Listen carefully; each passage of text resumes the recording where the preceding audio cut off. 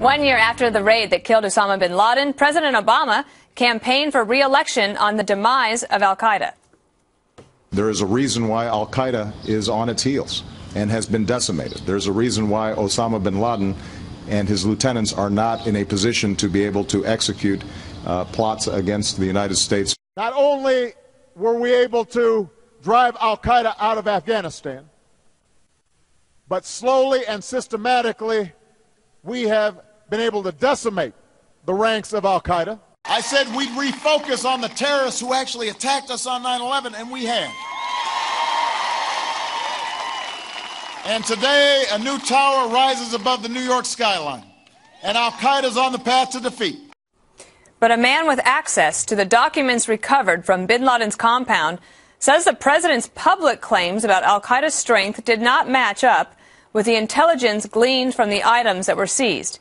Here's Lieutenant General Michael Flynn, the former director of the Defense Intelligence Agency. What I know the intelligence said was not necessarily what we hear. It was diametrically opposed, wasn't it? I would say, from my perspective, it was just the opposite. You can't sit here and say, you know, that al-Qaeda was defeated when we're still looking at elements of al-Qaeda that are conducting operations. A year after the UBL raid, in a speech May 1st, 2012, President Obama said, quote, "The goal that I set to defeat al-Qaeda and deny it a chance to rebuild is now within our reach." It wasn't, though. And this is March of 2015. And we're still not within the reach. I wouldn't say we are. I can't sit here and tell you that we are. What do you think is going on here? There are two key points here. You cannot close Gitmo if terrorism is still widespread. And that was a primary goal of President Obama, was to close Gitmo. But you can't close Gitmo if you need to get more terrorists. Is it possible that the documents were so sensitive that the administration wanted to prevent additional leaks so that they made them much more closely held, and that's why maybe some other people in government that thought they should have access to them didn't have access? Because, you know, I don't trust anything they do. And I think the evidence was quite conclusive from that raid, the bits of information that we've been able to get out and from my intelligence sources, that showed that Osama bin Laden and al-Qaeda had worldwide reach, that it was spreading an influence. And that is very bad, like Greg said, for their business. They do not want to say that the United States needs to get more involved internationally or that we are at war with terror. These are terms and fundamentals that they disdain.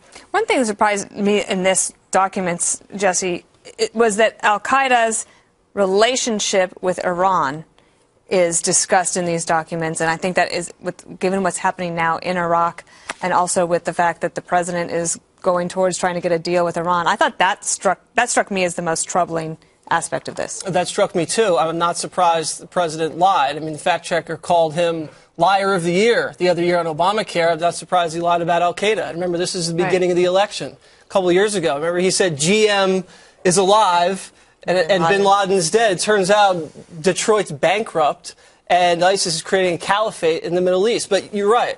The documents were troubling, and one specific reason here. The president prohibited the intel guys from even reading and analyzing bin Laden's files. That's a dereliction of duty.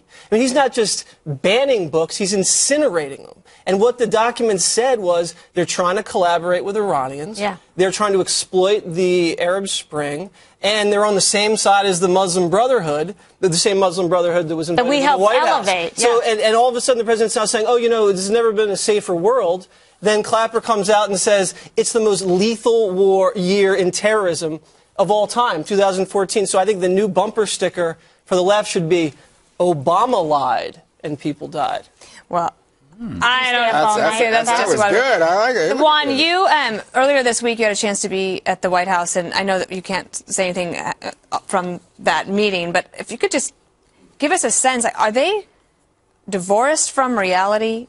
Do they recognize the contradiction that continues to pop up, that they did run him on re-election saying that terrorism is calming down around the world, things are better in the Middle East, and we actually have arguably worse problems now than a few years ago. Do they recognize that? But that's different than saying, oh, no, al-Qaeda is bigger than ever. That's just not true. Yeah, but the documents actually contradict what you're saying. That's the problem, that al-Qaeda has even far-reaching influence now than it did before. I mean, you've got in Africa, India, Asia, throughout many parts of the Middle East. I mean, listen, just go into the terrorist, thesaurus.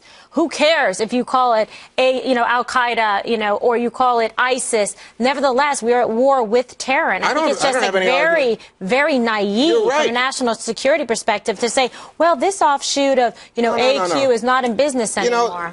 Our goal was to get bin Laden. We did it. Our goal was to defeat terrorism, and he hasn't. Terrorism spread. But that's what makes it even more reckless and dangerous, and like you say, a dereliction of duty, because if you know that and you act in conscious disregard of a known risk, it's not a matter of political ideology. I mean, that is an administration not doing its job and putting the rest of us in America and in the world, for that matter, at risk. My question is to the media, this is how you could build a career on trying to break this story. And so Steve Hayes and Tom Jocelyn of Weekly Standard have been on top of this. They break the story. Amazing. You would think that other journalists might say, maybe we should try to go and find out what is happening with the documents.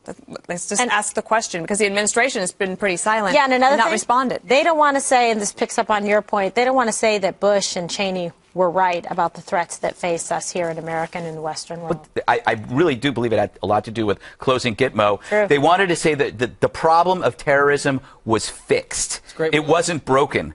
Like terrorism somehow was so 2009 or 2008. He wants to fix America. He doesn't want to fix the world. Because we're the bad guys. It's like they had written his goodbye speech. And they were trying to figure out a way to make all of those things true, because they want to be able to say that he fundamentally changed America and our foreign policy. Yeah.